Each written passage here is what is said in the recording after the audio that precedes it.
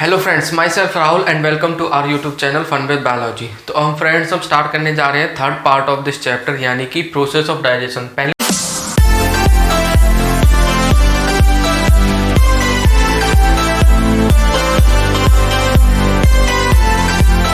जैसे कि हमने इस चैप्टर को डिवाइड कर लिया था फ्रेंड्स थ्री पार्ट्स में, यानी कि पहले पार्ट्स में हमें पढ़ना था एलिमेंट्री कैनाल यानी कि फूड के ट्रैक के बारे में। जो हम फूड इनटेक करते हैं, खाते हैं, वो कौन कौन से ऑर्गन से होते हुए हमारी गट में जाता है और पूरे गट में कौन कौन से ऑर्गन से मिलकर बना होता है। ये अभी पढ़ा था हमने फर्स्ट पार्ट में। अब सेकंड पार्ट में हमने पढ़ा था हमारी डाइजेस्टिव ग्लैंड्स के बारे में, यानी कि हमारी डाइजेस्टिव ग्लैंड्स कहाँ कहाँ पर प्रेजेंट्स होती हैं, किन किन सेल से मिलकर बनी होती है और क्या क्या एंजाइम सीक्रेट करती है जो हमारे हेल्प करते हैं किसमें, डाइजेशन ऑफ फूड में। तो अब हम थर्ड पार्ट स्टार्ट करने जा रहे हैं इस चैप्टर का, यानी कि प्रोसेस ऑफ डाइजेशन। हमारा जो फूड है वो डाइजेस्ट होता कैसे है, तो अब हम इस बात करेंगे। पहले हम बात करेंगे हम फूड खाते हैं वो उन प्रोसेस को कहते क्या है, process of digestion of food में। अब हम बात करेंगे प्रोसेस ऑफ डाइजेशन यानी कि इंजेक्शन। फर्स्ट होता है इंजेक्शन ऑफ फूड, यानी कि हम फूड को लेते हैं, यानी कि माउथ में खाते हैं, इनटेक करते हैं फूड को। किसी फूड को इनटेक करना इंजेक्शन ऑफ फूड कहलाता है। और इस इंजेक्शन ऑफ फूड यानी कि ओरल कैविटी में माउथ को लेना और उसको यहाँ पे क्या होता है, मैस्टिकेशन ऑफ फूड। यहाँ पे कौन सी प्रोसेस होती है, मैस्टिकेशन। और इस जो यहाँ पे फूड होता है ओरल कैविटी में उसको क्या कहते हैं, बोलस क्यों कहते हैं, क्योंकि जो फूड होता है मिक्स विद सलाइवा। क्योंकि जो फूड होता है ओरल कैविटी या फिर माउथ में वो मिक्स किसके साथ होता है, सलाइवा के साथ, मिक्स विद सलाइवा। और यहाँ पे कौन सी प्रोसेस होती है, मैस्टिकेशन, यानी कि चबाने की मैकेनिकल प्रोसेस होती है ओरल कैविटी में, मैस्टिकेशन, इंजेक्शन। अब हमने फूड इनटेक कर लिया, खा लिया, मैस्टिकेट कर लिया, अब वो फूड निगलना भी तो है हमें, और उस निगलने वाली प्रोसेस को कौन सी कहते हैं, डिग्लूटिशन। इस प्रोसेस को कहते हैं निगलना, यानी कि ये वाली प्रोसेस जो हो रही है, हमने फूड ले लिया, उसको मैस्टिकेट कर लिया, फिर हम उसे उस ईसोफेगस के थ्रू निगलते हैं with the help of pharynx. यहाँ पे कौन हेल्प करता है, हमारे फेरिंग्स यही तो करता है ना। डिग्लूटेशन में जो इसका फंक्शन क्या होता है, deglutition of food. This is a common passage of food and air. तो अब हमने फूड निगल लिया, फूड निगलने के बाद क्या होगा, जो फूड हमारा स्टमक में जाएगा तो यहाँ पे तो वो मिक्स विद सलाइवा होकर जो फूड क्या कहलाता था, हमारा बोलस। और यहाँ पे हमारे स्टमक में जो फूड स्टोर रहेगा 4 to 5 आवर्स के लिए, यहाँ से प्रोसेस ऑफ डाइजेशन स्टार्ट होगी। तो यहाँ पर ये फूड क्या कहलाएगा, हमारा फूड काइम क्यों कहलाएगा फ्रेंड्स, क्योंकि ये मिक्स हो जाएगा एसिडिक मीडियम के साथ, क्योंकि एसिडिक हो जाएगा, हमारा फूड स्टमक में क्या एसिडिक हो जाएगा और क्या कहलाएगा, काइम। और ये माउथ में क्या, ओरल कैविटी में क्या कहलाता था, बोलस, क्योंकि वहाँ पे फूड के साथ क्या मिक्स होता, सलाइवा। तो अब हम बात करते हैं डाइजेशन हमारा स्टार्ट होगा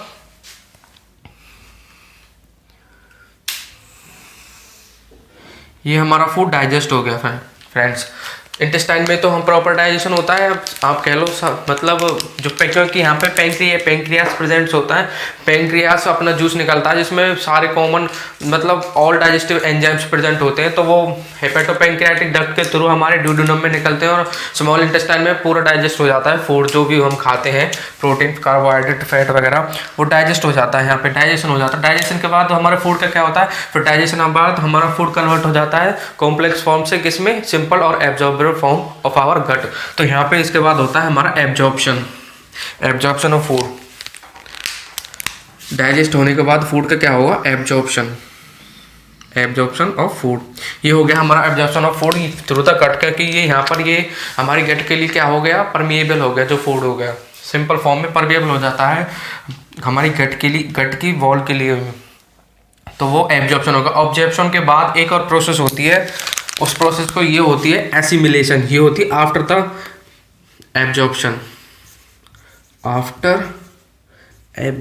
होती है प्रोसेस। और एसिमिलेशन होती क्या है, एसिमिलेशन होती है फ्रेंड्स, यानी कि जो हमारा एब्जॉर्ब फूड है उसका हमारी गट्स के थ्रू हमारी सेल्स तक जाना। Transport of absorb food from gut to cells, इसका मतलब होता है एसिमिलेशन का मतलब transfer of absorb food from gut to cells and then cells क्या करते हैं, इसको यूटिलाइज यूटिलाइज करते हैं अपनी फंक्शंस के लिए, एंड सेल्स यूटिलाइज देम।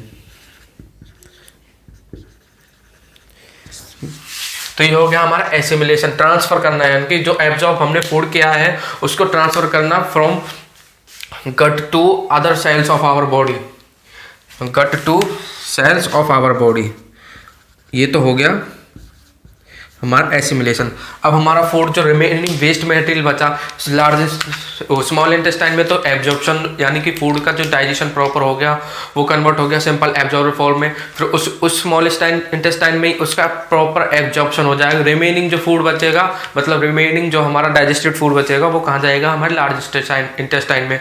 और जहाँ पर लार्ज इंटेस्टाइन किसके लिए रिस्पॉन्सिबल होती है, जो फूड बचता है उसमें वहाँ पे भी थोड़ा बहुत जो वाटर और ड्रग्स वगैरह मिनरल्स वगैरह बचते हैं उनका वो भी एब्जॉर्ब हो जाता है उसमें से, और रिमेनिंग क्या बचता है, वेस्ट मटेरियल। और waste material through the faeces के थ्रू कहाँ से निकल जाता है, हमारी एनस कैनाल से, through the opening of anus, faeces के थ्रू निकल जाएगा, और इसको क्या कहते हैं, डीफिकेशन।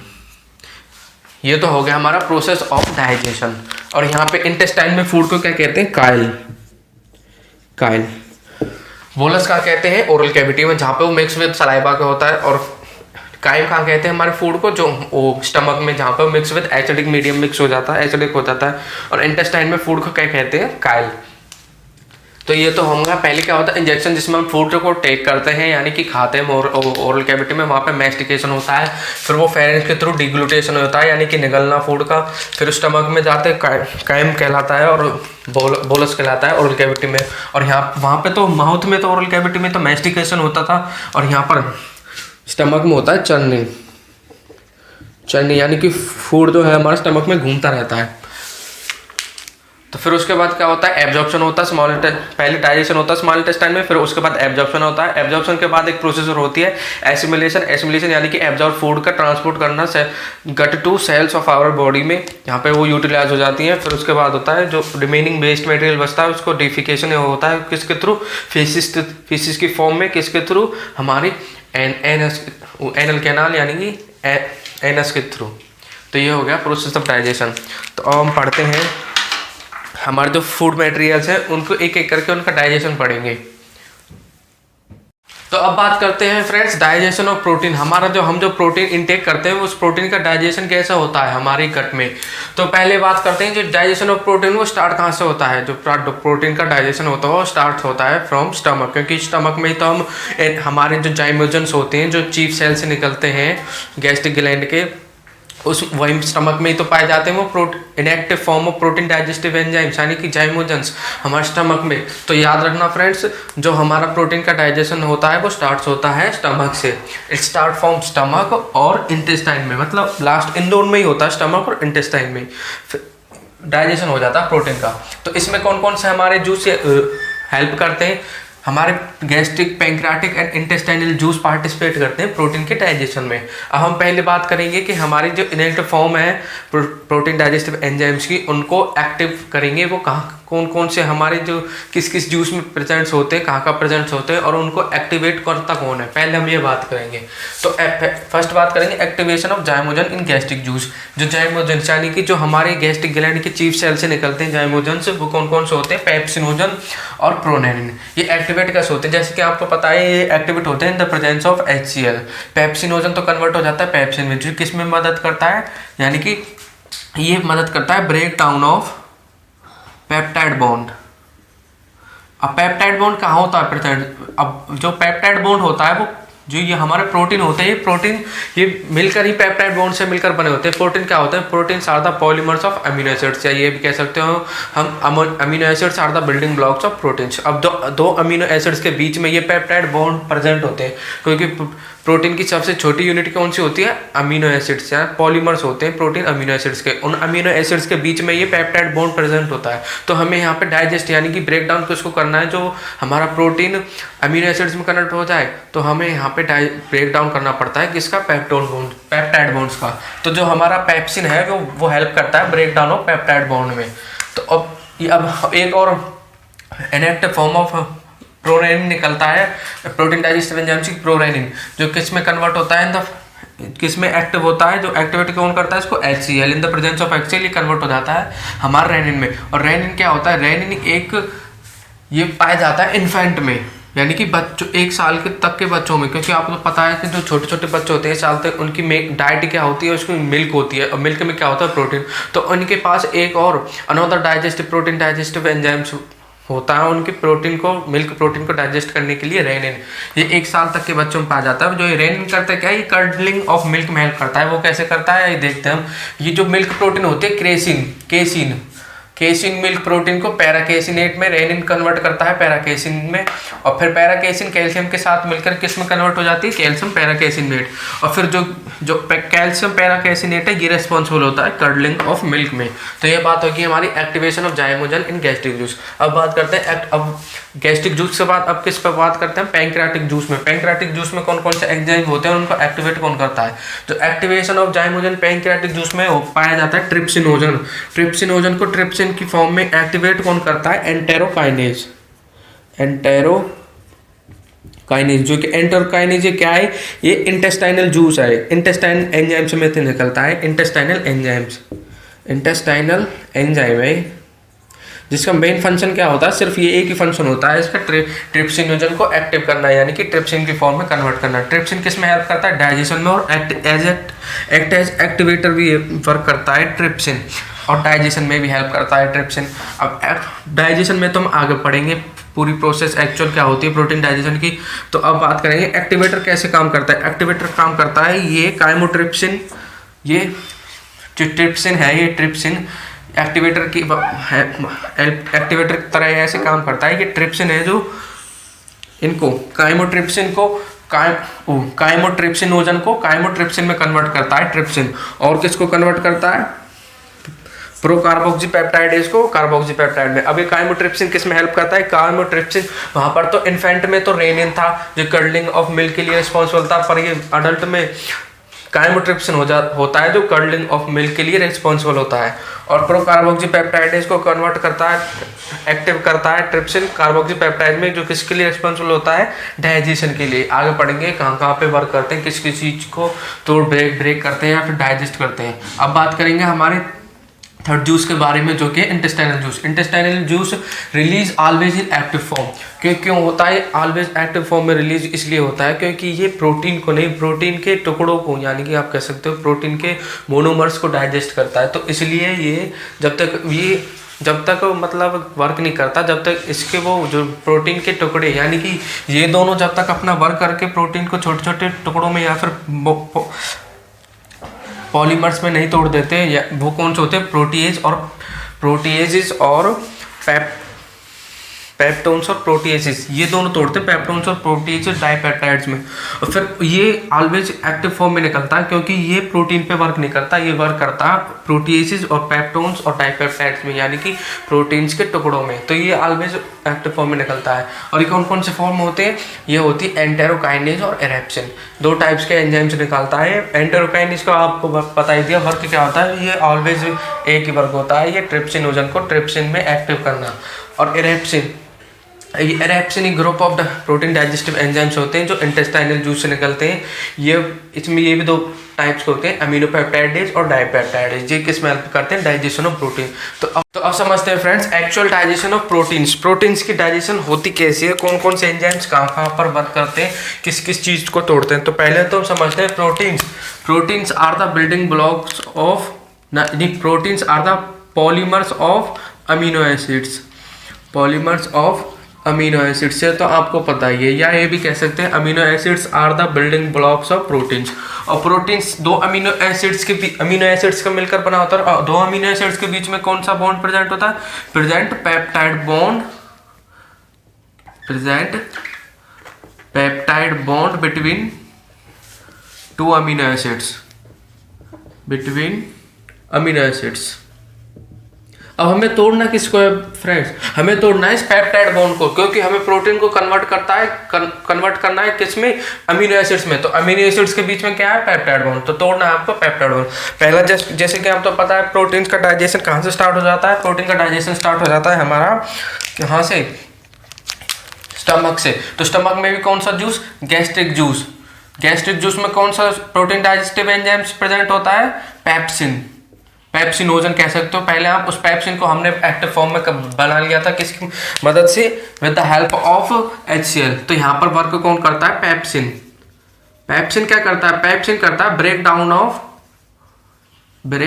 Down of peptide bond, peptide bond. तो ये पेप्सिन है जो प्रोटीन, जैसे हमने प्रोटीन खाया, प्रोटीन हमारे स्टमक में जाएगा, तो स्टमक में प्रोटीन में पेप्सिन जो होगा, पेप्सिन प्रोटीन डाइजेस्टिव एंजाइम है, वो ब्रेक डाउन कर देगा पेप्टाइड बॉन्ड को प्रोटीन्स के। तो प्रोटीन किस में टूट जाएगा? प्रोटीन में, पेप्टोन्स में और प्रोटीएसिस में।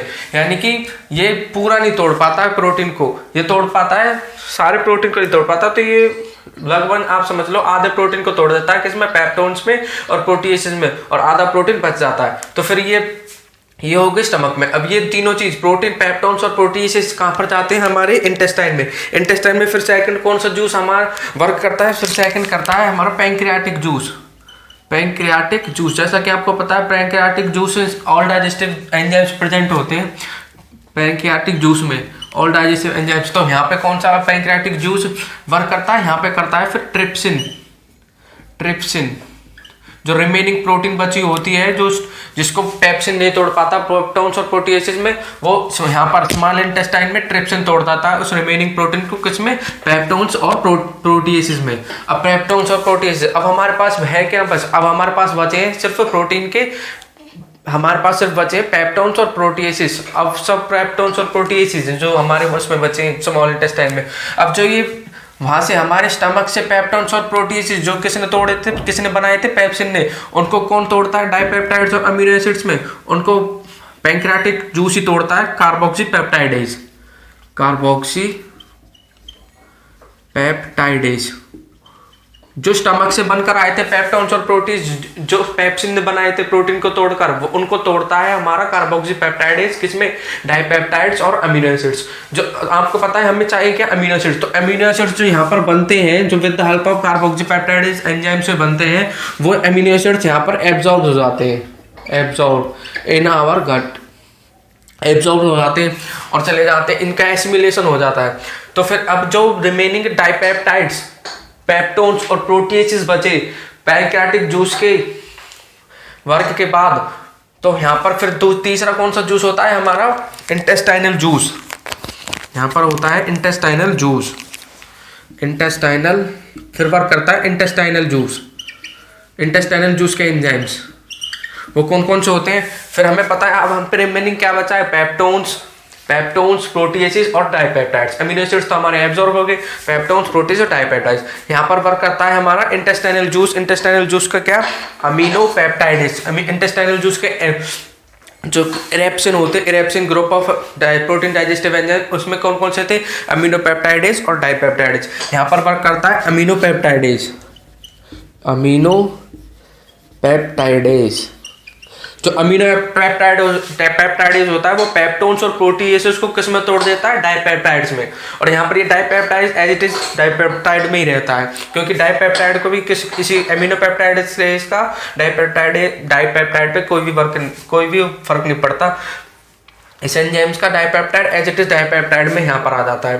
तो अब ये हमारे पास अब क्या बचे? डाइपेप्टाइड्स और डाइपेप्टाइड्स। अब हमको डाइपेप्टाइड्स यानी कि 2 अमीनो एसिड्स होते हैं, डाइपेप्टाइड्स 2 अमीनो एसिड्स के मिलकर बने होते हैं। तो इन डाइपेप्टाइड्स को हमें किस में कन्वर्ट करना है? अमीनो एसिड्स में। तो अब यहाँ पर कौन सा एंजाइम वर्क करता है इंटेस्टाइनल जूस का? यहाँ पर वर्क करता है डाइपेप्टाइडेज, डाइपेप्टाइडेज। अब डाइपेप्टाइड्स को किस में तोड़ देता है? अमीनो एसिड्स में, और देन अमीनो एसिड्स हमारी एब्जॉर्ब हो जाती है, एब्जॉर्ब। ये तो हो गए हमारे प्रोटीन का डाइजेशन कैसे होता है। ये जो पेप्सिन वर्क करता है फ्रेंड्स, वो कितने पीएच पर वर्क करता है, वो करता है 1.8 पीएच पर।